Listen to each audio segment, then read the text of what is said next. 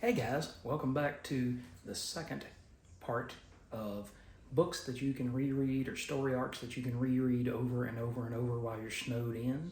Um, this time we have a visual aid. It is Batman The Dark Knight Returns by Frank Miller as writer and penciler, Klaus Janson as inker, and Lynn Varley as colorist. This is a seminal work of art from DC Comics. This is another one of those books, along with Watchmen, they will keep in print until the end of time. They will never let this go out of print. They'll never let Frank Miller get a hold of the rights to this. Instead, they will print it for the 75th, 85th, 95th printing, how many ever printings they need to get this in almost everybody's hands. This cover, oddly enough, I ordered from American Entertainment way back in like 1996. I want to say that was one of the very first books, maybe 93. But anyway, those old ads that you used to see in comics, and you could mail order, and it was send a check, money order, whatever. And so my folks sent the check, and I believe this was, how much was this? I believe it was $12.95 at the time, and it was 4 prestige format books. And you get to see,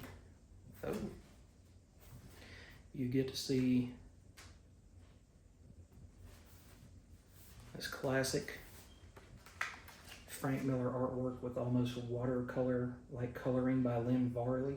This is hands down one of the best Batman titles ever, best Batman stories ever. Frank Miller was 29, I think, when he wrote and penciled this title. And it tells the story of an aging Batman. It tells the story of a Batman who no longer felt relevant in the skies of Gotham City, and so he retired.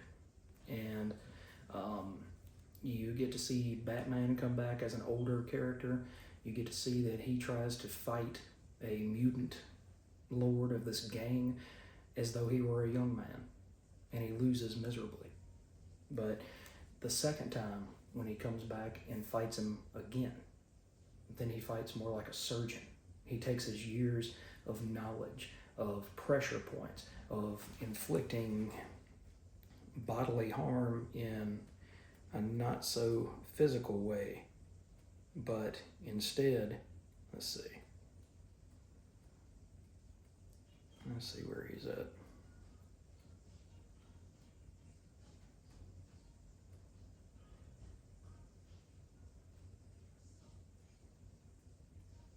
Hang on a second, guys, just bear with me.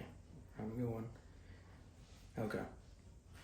So here he's fighting him the second time. He says he's faster than I am, and stronger, and seemingly impervious to pain. Let's see. I wait for him to try a kick, give him just the right kind of cut above the eyes, the kind that bleeds. My mistake was to try to match his savagery and to fight like a young man. Right on schedule, the blood hits his eyes, and then he throws throws mud in his face. He charges blindly, and the quick one to the nerve cluster in his deltoid. It doesn't hurt him, but no force on earth could help him move his left arm now. So the panel that everybody seems to remember from this couple of pages fight is when Batman says, "You don't get it, boy. This isn't a mud hole. It's an operating table, and I'm the surgeon."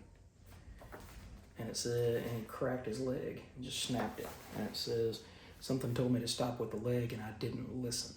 So it's a Batman who doesn't play by the same rules, but occasionally you'll get a really awesome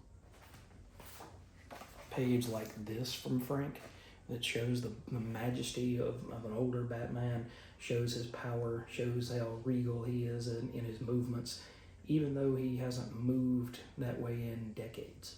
He retired, and once he thought he couldn't do any more good for the city. So this book, hands down,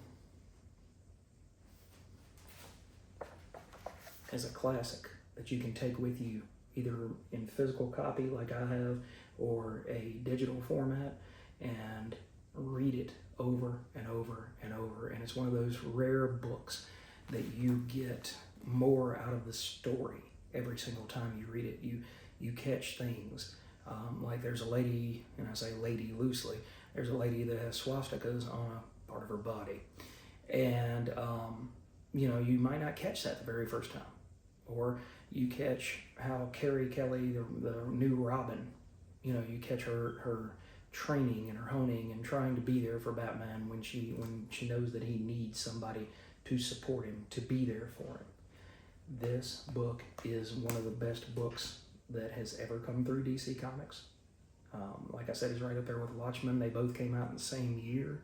So it was a few years before I started reading comics, but what to have been 10 to 12 years old in 1986 and to be able to read this and Watchmen in the same year, and the year before that was Crisis on Infinite Earths.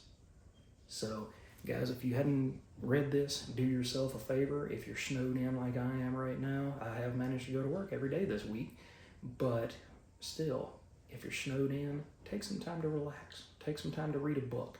Enjoy your time off. Enjoy this downtime. And not just because of the snow.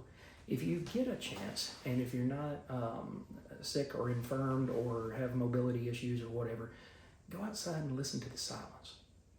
Go out and soak up the silence that you get this time of year when it snows.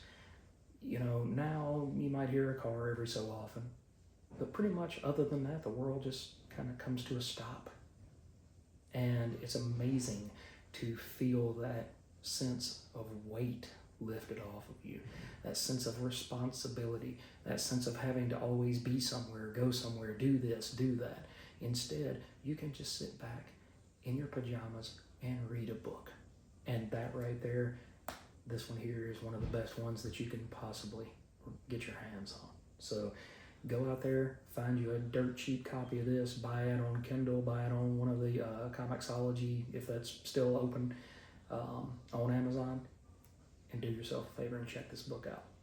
Thanks for joining me, guys.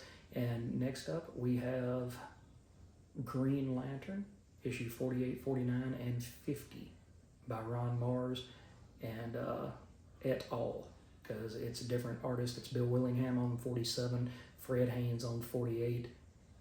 Bill Willingham on 48, Fred Haynes on 49, and then Darryl Banks makes his penciling debut on Green Lantern in issue 50.